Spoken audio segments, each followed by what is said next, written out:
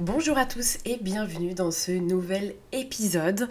Aujourd'hui, nous allons parler de mes 5 hacks de productivité et je vais vous le confesser par la suite, je suis absolument férue de productivité, donc ravie aujourd'hui de pouvoir vous parler de ce sujet. Dans cet épisode, je vous partage 5 astuces pour être un peu plus productive au fil des ans, ce que je mets en place aujourd'hui et ce qui fait partie de ma routine intégrante au quotidien. J'espère que ça va vous apporter des notions peut-être que vous n'avez pas, ou alors renforcer des choses que vous avez déjà lues pour vous aider dans votre quotidien. C'est pourquoi j'avais vraiment envie de partager un podcast un peu différent de ce que je vais faire par la suite, parce que j'estime que la productivité, ça touche tout le monde et qu'on peut toujours piocher une petite information pour l'adopter ensuite à son quotidien. Je vous laisse découvrir tout ça, mais avant tout, je voulais m'excuser car j'ai fait une erreur lorsque j'ai enregistré ce podcast. J'ai oublié de brancher mon micro qui était pourtant bien là. J'ai oublié de sélectionner l'option du micro, donc ça a été enregistré avec les haut-parleurs de mon ordinateur. Le son est donc de très mauvaise qualité. J'ai essayé ensuite en post-production d'améliorer au maximum. J'ai réenregistré mon podcast avec le micro, mais c'était toujours pas idéal. Il aurait fallu que je le refasse entièrement. Et sincèrement, ça aurait manqué de spontanéité. J'aurais un peu répété les mêmes choses, mais pas du tout dans la même énergie. Donc j'ai décidé de le laisser comme ça. Je suis vraiment désolée et maintenant je le sais. Je vais faire très attention pour les prochains. Voilà, donc je vous souhaite quand même un bel épisode et puis j'attends en commentaire vos retours au sujet de vos petits tips de productivité que vous pouvez avoir. Quelles sont les astuces que vous mettez au quotidien en place ou qu'est-ce que vous faites peut-être aussi naturellement que vous pourriez partager avec d'autres personnes. Je vous souhaite un très bon épisode. Je m'appelle Guillemette et vous écoutez Les Vulnérables Dessous, un podcast où je vous emmène dans les coulisses de la création de lingerie en vous partageant mes doutes, mes échecs, mais aussi mes victoires. Un espace dans lequel la vulnérabilité se fait audace et les faiblesses deviennent force.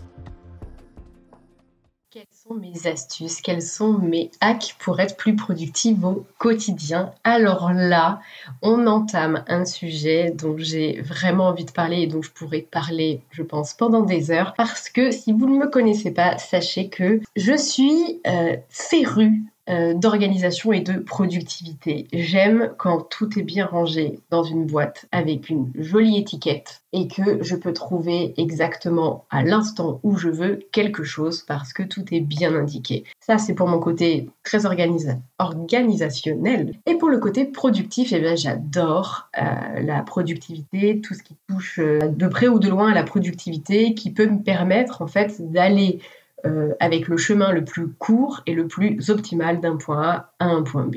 C'est comme ça que moi je vois la productivité et je dois dire que ça m'aide aussi pas mal parce que je suis toute seule dans ma boîte et que sans productivité, eh bien je ne peux pas tenir toutes les casquettes. Par productivité, là, dans l'échange que nous allons avoir, c'est surtout non pas comment j'arrive à produire beaucoup, mais plutôt comment j'arrive à survivre avec toutes les tâches que je dois faire. Alors, je prends ça à la rigolade, mais c'est un peu ça. Quels moyens je mets en place pour réussir à caler dans mon agenda toutes les tâches que je dois faire et pour vivre pleinement de mon activité plus sereinement, avec une charge mentale moindre, parce que je ne gaspille pas mon énergie et mon temps dans des choses fastidieuses, etc. Enfin bon, bref, on va le voir ensemble et puis vous ferez vous-même votre idée de ce que je dis. Alors, la première astuce que j'ai mis en place maintenant il y a 5 ans, je pense, quand j'ai quitté mon local atelier de Guillemette et que je suis partie vivre à Marseille, c'est que j'ai retiré de mon téléphone toutes les notifications de mails, Instagram, des applications, etc.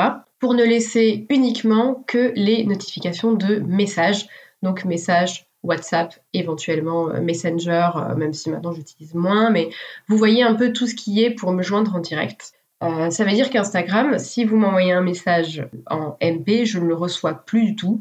Je ne le sais que si je vais dessus. Alors pourquoi j'ai fait ça? Je sais plus pourquoi j'ai commencé. Je sais pas si ça vous est déjà arrivé de ressentir ça, mais vous avez tellement de notifications à la fin de la journée. C'est comme si vous avez tellement interpellé que vous avez l'impression que vous avez beaucoup de choses à aller voir à la fin de la journée. Vous vous posez et en fait ça vous stresse d'avance de devoir aller voir la notification de message d'un tel, le bon plan boulanger de l'autre côté, ce mail reçu par les impôts, etc. Enfin, je ne sais pas si vous voyez ce que je veux dire, mais des fois, on est sursollicité dans la journée parce qu'on nous dit qu'un tel a mis une nouvelle story, qu'il faudrait aller la voir, etc. Et en fait, cette sursollicitation, à la fin de la journée, moi, ça me crée vraiment du stress j'avais l'impression que mon cerveau, on avait essayé de faire rentrer plus de choses que prévu dans mes tiroirs. Donc, j'avais vu ça quelque part et je me suis dit, je vais essayer. Je vous cache pas que j'ai eu très peur parce que je me suis dit, oh là là là, mais si tu fais ça, Guillemette, si tu vois plus tes mails à l'instant T, ça va ça va te créer des gros soucis parce que c'est vrai qu'en plus, à ce moment-là, comme j'avais ma boîte, je recevais beaucoup de mails où des fois, je me permettais de répondre immédiatement et du coup, de régler le problème immédiatement. Maintenant, je me suis dit, test, et voici ce que j'en ai retiré, et voici mes conclusions, et voilà pourquoi je le fais maintenant depuis plus de 5 ans. Premièrement, mes mails, finalement, c'est pas si grave si je reçois pas le mail à l'instant T, parce que si j'ai besoin de voir si j'ai reçu un mail, en fait, j'ai plus qu'à aller voir mes mails et puis checker, tout simplement. Alors, ça me demande une action supplémentaire, bien sûr, mais c'est pas grave. Par contre, ce que ça m'a retiré, notamment au sujet des mails, c'est de recevoir des mails le dimanche, vous savez, d'un client qui est pas content, ou d'un problème que vous aviez oublié parce que vous étiez en week-end, et en fait, ce problème vient s'intégrer dans votre moment de pur bonheur, pure joie, pure détente que vous pouviez avoir durant votre week-end. Et ça me fait du bien de me dire, si je veux mettre un problème de côté, je peux le mettre à côté pour 2 jours, me ressourcer et revenir lundi et gérer le problème en question. Donc au niveau des mails, en fait, surtout que je reçois quand même pas mal de spam, je me suis dit, en fait, ça m'a clairement résolu un problème. Le deuxième, c'est, on me dit souvent, mais pour Instagram, comment tu fais pour répondre aux gens en temps et en heure, etc. Alors, je ne considère pas que sur Instagram, parce que c'est mon travail de poster, que c'est mon canal de diffusion, je ne considère pas que je suis censée être extrêmement réactive sur Instagram et répondre immédiatement aux personnes qui m'envoient un message. Je pense que je dois être réactive. D'ailleurs, j'ai pour mantra d'essayer d'être réactive sur 24 heures. Pour vous dire qu'en ce moment, c'est absolument impossible. Mais je sais que je dois être réactive. Mais je le serai puisque je me rends quand même sur la plateforme pour poster. Donc, je peux me permettre de répondre à des messages et je me rends sur la plateforme pour moi-même consommer du contenu. Donc, je sais que dans tous les cas, Instagram, je vais y aller. C'est juste que je ne permets pas à l'application de me déranger lorsque je fais une autre tâche et de me déranger avec un message que je vais lire en diagonale et qui peut en fait perturber le travail que je suis en train de faire, peut-être le travail de concentration que j'ai mis en place pour réussir à écrire un article de blog, etc. Sachant que moi, j'ai une capacité de concentration, notamment ce qu'on appelle le deep work, c'est vraiment la concentration profonde. Eh bien, j'ai une capacité d'à peu près 30 minutes. Ensuite, j'ai un relâchement.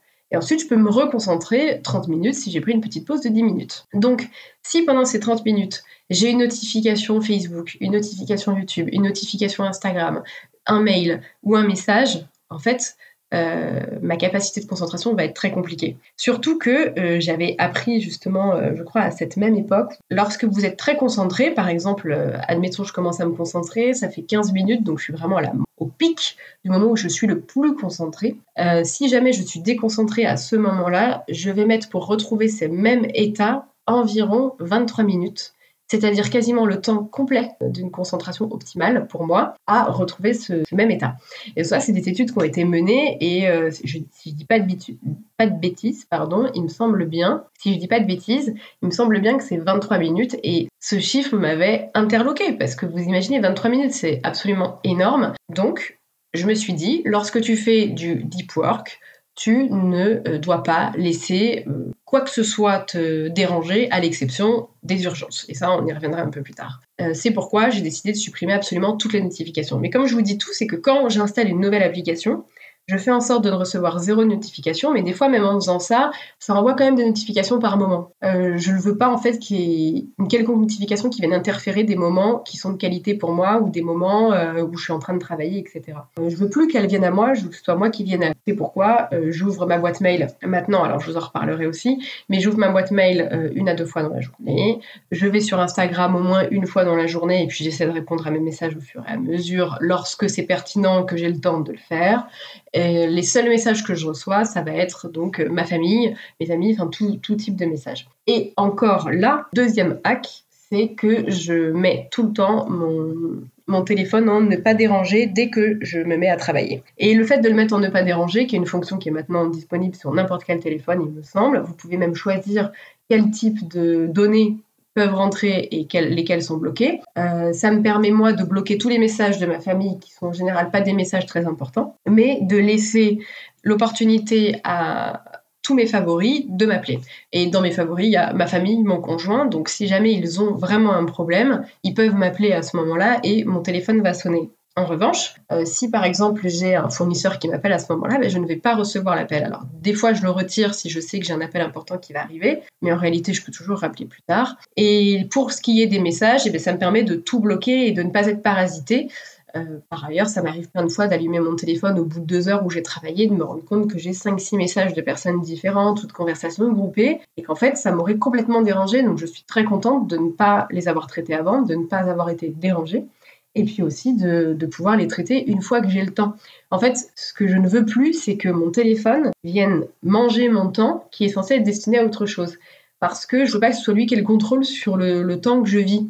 Je veux me dire que si j'ai décidé de passer, par exemple, l'après-midi avec mes nièces à jouer au parc, je veux choisir d'aller sur Instagram au moment où j'ai envie d'aller sur Instagram. Je ne veux pas que mon téléphone me dise, plutôt que passer du temps avec tes nièces, regarde plutôt la story qu'un tel a postée ou regarde plutôt le message que Nadine79 t'a envoyé parce qu'elle a une question sur le Tanga Gaspard. Je veux surtout pas ça. Je veux traiter Nadine comme il se doit au moment opportun, quand je suis 100% là pour elle, et lui répondre quand je suis 100% présente et dans ma société pour pouvoir lui répondre. Et je veux être 100% présente pour mes nièces. Si je vais jouer au parc avec elles, ne pas recevoir 15 000 notifications et mon téléphone qui vibre. C'est vraiment comme ça qu'après 4 ans et demi dans l'entrepreneuriat, où je me suis dit, en fait, ce n'est plus possible, ce n'est plus vivable, c'est devenu un problème. Et j'étais aussi devenue très digital addict. Donc vraiment, je ne pouvais pas m'ennuyer. J'étais obligée d'avoir tout le temps mon téléphone avec moi. C'était vraiment une extension de mes mains.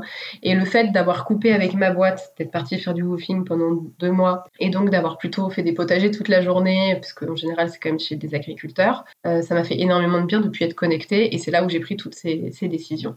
Donc ça, c'est pour le hack numéro 1A et numéro 1B que je vous ai donné. Le deuxième, c'est au sujet de la boîte mail, par exemple. Ma boîte mail, je ne la regarde que 1 à 2 fois dans la journée, mais jamais le matin.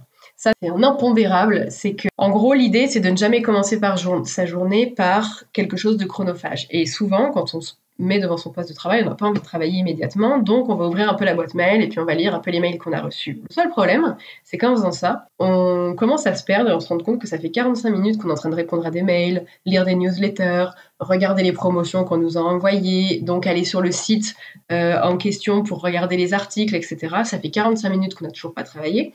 Alors, si on a un travail où on peut se permettre, et je le souhaite à tout le monde, mais c'est vrai que moi, en fait, j'ai vraiment pas le temps parce que au départ, je suis toute seule, donc les 45 minutes perdues, c'est peut-être 45 minutes que je vais rattraper le soir. C'est quand même ridicule. Donc, je ne commence pas ma journée en regardant mes mails, je commence ma journée en faisant des tâches qui sont pour moi plus importantes, et ensuite, en fin de journée, en général, j'ai un créneau sur tous mes agendas, enfin sur mon agenda, pardon, qui est de midi à 12h30, je traite mes mails. Alors, à l'exception de si j'ai quelque chose à faire ou un mail à envoyer, voilà. Il y a toujours des exceptions, hein. Je ne suis vraiment pas cloisonnée dans mes principes, mais je considère que c'est une meilleure approche pour moi de traiter mes mails en le faisant comme ça. Et en plus, encore une fois, je suis 100% dédiée à mes mails puisque je sais que c'est un moment qui est dédié à mes mails. Donc, je suis moins dans le stress de me dire « Oh là là, t'es en train de perdre du temps » et à la fois d'être attirée par des titres accrocheurs de newsletters. En fait, personne ne doit me distraire du travail que j'ai à faire. Vraiment, personne ne peut se permettre de me distraire à l'exception d'une urgence, d'un problème ou de... Voilà.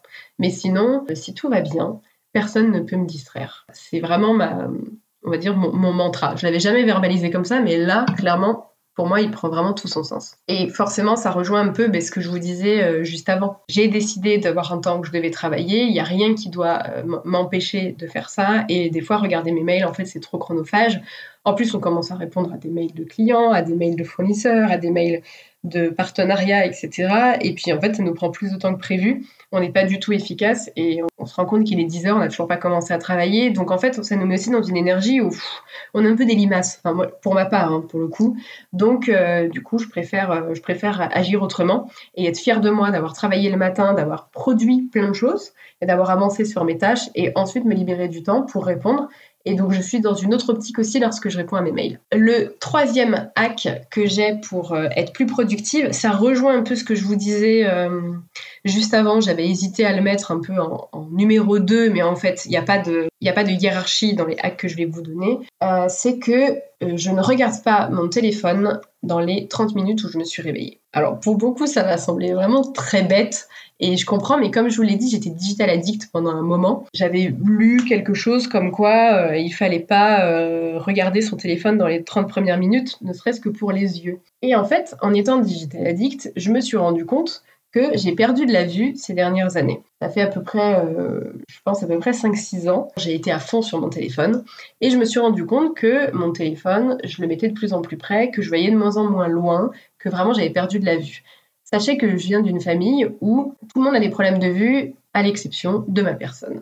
Donc j'ai toujours eu une excellente vue, j'ai toujours pu voir loin, comme de près. Et là, je me suis rendu compte que j'avais perdu parce qu'il y avait des panneaux que je pouvais lire avant, que je ne peux plus lire à la même distance. Et en fait, ça m'a fait une sorte de warning, ce qui est dommage parce qu'il faut forcément qu'il y ait quelque chose de négatif qui nous arrive pour que ça puisse nous réveiller. Donc je l'ai anticipé quand même, j'ai pas laissé le problème continuer, mais je me suis dit, là c'est pas normal. Tu ne peux pas laisser les écrans avoir cet impact sur toi en tant qu'humain. C'est pas possible. Le matériel ne peut pas prendre le pas ou dégrader ce que tu es en tant qu'humain. C'est dit bizarrement, mais voilà ma philosophie après de longues réflexions. Et du coup, j'avais lu cette stat comme quoi c'était très mauvais pour les yeux. Je me suis dit, effectivement, c'était ridicule. Je rappelle mon téléphone dès le matin, alors qu'en fait, il y a plein de choses à faire le matin qui sont bien mieux.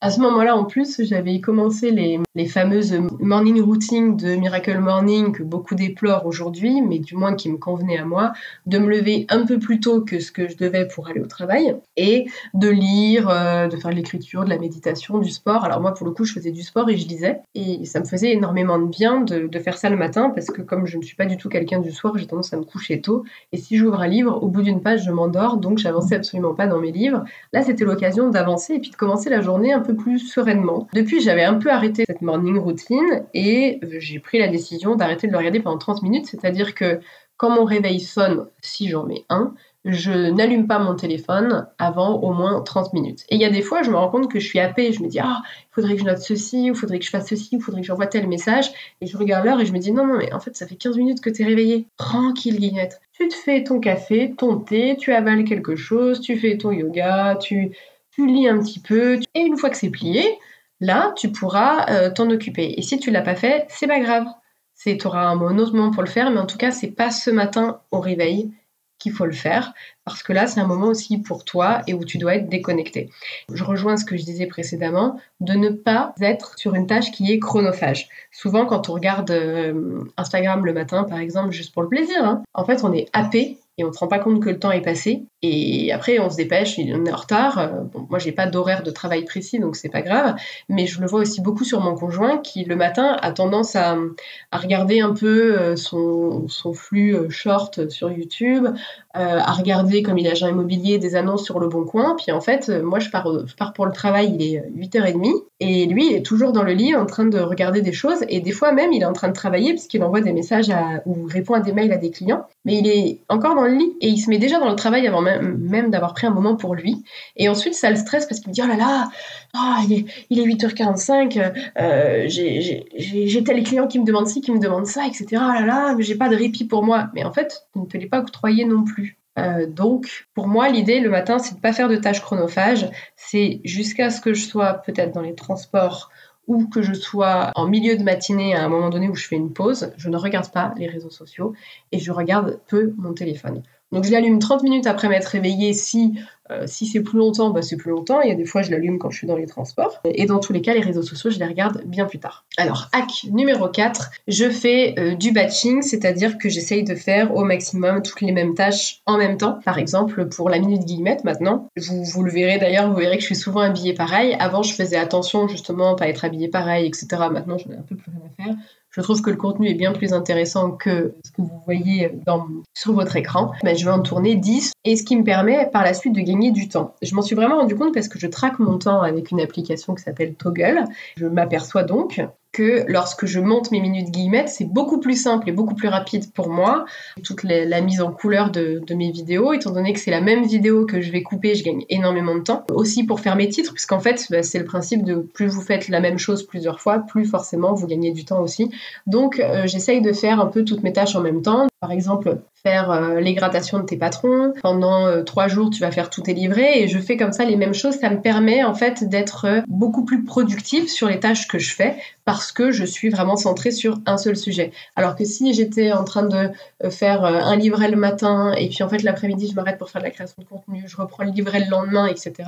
En fait, le temps de me remettre sur cette tâche, ça me demande tellement d'énergie que j'en perds au final et je perds aussi énormément de temps. En fait, ça semble logique, mais on le fait pas forcément au départ parce qu'on se dit qu'on a tellement de sujets à traiter qu'on peut pas, par exemple, se permettre de perdre une journée pour, par exemple, enregistrer des épisodes de podcast. En réalité, on peut complètement perdre une journée pour ça puisqu'en fait, on gagne du temps par la suite. Donc, je le fais beaucoup pour ma création de contenu parce que c'est des moments où je dois être créative et à la fois, c'est des moments où je suis très centrée sur ce que ma cible veut recevoir. Je discute avec justement certaines clientes, je pose des questions sur Instagram. Souvent, vous allez voir dans mes stories, je fais des sondages. C'est des moments où je vais faire de la création de contenu et l'idée, c'est d'échanger au maximum et de regarder au maximum ce qui se fait en ce moment et ce qui intéresse les gens pour pouvoir avoir un contenu qui répond à leurs besoins du moment. Donc, si je fais de la création de contenu, je fais 3 posts le lundi matin, 3 posts le mardi, 3 posts le mercredi. En fait, j'oublie à chaque fois, je suis obligée de me remettre un peu dans la machine. Non, vous faites à peu près toutes les mêmes tâches en même temps pour gagner du temps. Mais là, c'est exactement la même chose. Et ce qui rejoint un peu ce hack aussi, c'est que dans les tâches que je dois faire de ma journée, en fait, maintenant, je connais les moments où je suis le plus créative, le plus productive, etc.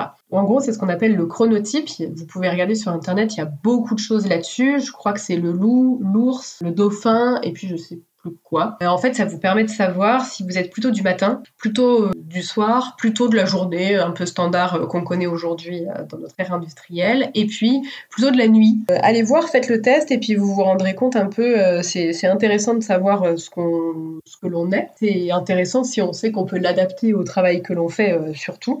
Moi, c'est mon cas, je peux adapter mes tâches en fonction de mon temps, comme je veux. J'ai aucune contrainte. J'avais des soupçons déjà sur quel type je pouvais être, mais il s'avère que je suis quelqu'un plutôt du matin. Quand je me lève le matin, il me faut même pas 5 minutes pour avoir toutes les idées qui vont dans tous les sens et pour pouvoir être très cadrée dans mes idées, avoir envie de faire plein de choses, etc. J'ai clairement pas besoin de café le matin pour relancer la machine. Et à contrario, si je prends l'exemple de mon conjoint qui lui est aussi à son compte, lui il est plutôt du soir, c'est à partir de 18h qu'il ressent vraiment un pic d'énergie et qu'il travaille le mieux quand il doit faire des dossiers. Donc, de connaître son chronotype, ça me permet de savoir que si je me lève tôt, que je suis assez régulière et que je me lève tôt, le matin, jusqu'à à peu près 10h, je suis ultra productive. Et ce qui est super, c'est que souvent, c'est là où il y a le moins de monde dans le bureau partagé que je loue. Et c'est le moment où je suis vraiment tranquille. À partir de 10h, tout le monde commence à arriver, proposer de faire des cafés. Et là, je sens que ma productivité décline.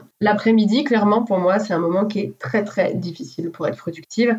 Je suis très créative, mais absolument pas productive. Si vous me demandez d'écrire un article de blog en début d'après-midi, mais pour moi, c'est une torture, vraiment. Même faire une page de vente, faire n'importe quoi, ça me va pas du tout. A contrario, si vous me demandez de faire un travail beaucoup plus manuel qui va me réveiller ou un travail plus créatif, comme par exemple chercher du tissu pour ma prochaine collection, réfléchir au modèle de ma prochaine collection, etc. Là, par contre, j'ai toutes mes facultés.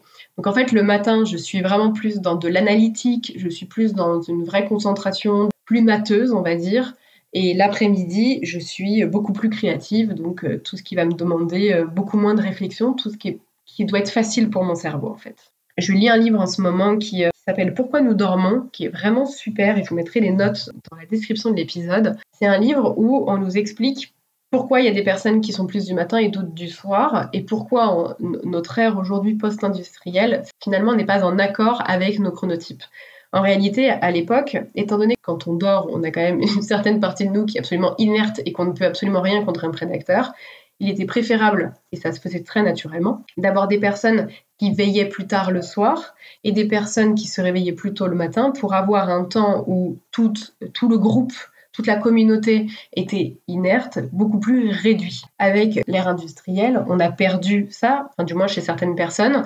On a forcé plus ou moins tout le monde à travailler aux mêmes horaires, qui veut dire tôt le matin, donc on va lisser à peu près du 9h à 17h, et malheureusement, il y a certaines personnes pour qui c'est très compliqué. Comme leur cycle naturel de la journée fait qu'ils ont plutôt un pic à un certain moment et qu'ils ont beaucoup moins d'énergie à d'autres moments, et forcément pour eux, ils en pâtissent parce que quand ils se réveillent le matin, ils sont vraiment dans le brouillard, mais parce que leur cycle n'est pas respecté. Donc ça, c'est quelque chose sur lequel vous aussi, vous pouvez regarder et puis vous rendre compte, est-ce que vous êtes vraiment tout le temps fatigué? Est-ce que c'est juste parce que vous êtes en manque de sommeil, ce qui arrive, ou est-ce que c'est vraiment depuis toujours vous avez cette problématique-là? Et dans ce cas-là, c'est juste que finalement, les horaires de votre travail ne sont pas du tout en adéquation avec votre cycle journalier, tout simplement. Le hack numéro 5, c'est de timer toutes les tâches que je dois faire. Je vous donne un exemple. Quand je fais mon planning pour la semaine, non, je le fais pas trop, alors du coup, je me sens un peu illégitime de vous dire ça, mais en théorie, lorsque je fais mon planning pour la semaine, je rentre vite fait les tâches que je dois faire parce que je sais plus ou moins quel jour je dois faire quoi ou tel jour j'ai envie de rester chez moi pour faire de la couture. Je cale un peu mes tâches grossièrement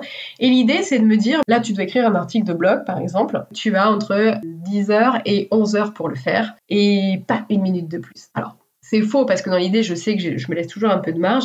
Mais en fait, c'est, si je ne dis pas de bêtises, je crois que c'est la loi de Parkinson, qui en fait explique que si vous avez un certain temps donné pour faire quelque chose, vous allez réussir à le faire tout aussi bien que si on ne vous donnait pas de temps, mais que vous mettiez 1 à 2 heures de plus. Et peut-être que certains d'entre vous vont se reconnaître, notamment quand on devient maman, parce que c'est souvent les mamans, donc je vais me permettre de prendre cet exemple-là, on passe d'un 100% à un 80%. Ça veut dire qu'on doit faire exactement le même travail qu'on faisait avant, mais on doit le faire avec 20% de moins de temps. Et pour autant, il s'avère, avec plein d'études, que les femmes arrivent très bien à faire ce travail-là pendant le laps de temps qu'on leur a donné, peut-être parce qu'elles vont supprimer aussi quelques petites pauses, quels moments où elles vont discuter, etc. Et elles vont plutôt se concentrer sur le travail qu'elles ont à faire parce qu'elles savent qu'à partir de 16h, elles doivent aller chercher les enfants à 16h30 à l'école. À l'issue de cette étude, on s'est rendu compte que si on donnait, par exemple, un article de blog à écrire en 2 heures, une personne allait le faire en 2 heures. Si on lui demandait d'en écrire un en 1 heure, elle allait faire un travail de même qualité en 1 heure parce qu'en fait, elle s'est sentie un peu contrainte, mais elle a réussi à le faire, ou peut-être 1h10, mais vous voyez, elle a quand même réussi à faire le travail parce que c'est un biais psychologique qui se fait dans notre cerveau. Alors bien sûr, il faut être réaliste, et c'est pour ça justement que je traque mon temps, c'est pour savoir, cette tâche, j'ai l'impression qu'elle me prend énormément de temps, mais est-ce que c'est vrai concrètement? Ah bah non, en fait, j'ai mis qu'1 heure et demie à faire ça, donc c'est cool. Ça veut dire que les prochaines fois, si je me rends compte que tous mes articles de blog depuis 1 mois, je ne mets qu'1 heure et demie à les écrire, lorsque je dois me bloquer un temps dans mon agenda, je me mettrai 1 heure et demie, et je sais que j'ai 1 heure et demie pour écrire un article de blog. Ça m'évite de faire des fioritures dans tous les sens, de chercher, de me laisser happer par d'autres choses. Je reste focus et je ponds quelque chose qui est déjà qualitatif. Ensuite, s'il faut, je peux peaufiner, mais vraiment s'il faut. Donc, ce principe des tâches, ça, c'est vraiment pour les grandes tâches. Par exemple, écrire un article de blog, enregistrer des épisodes de podcast, etc.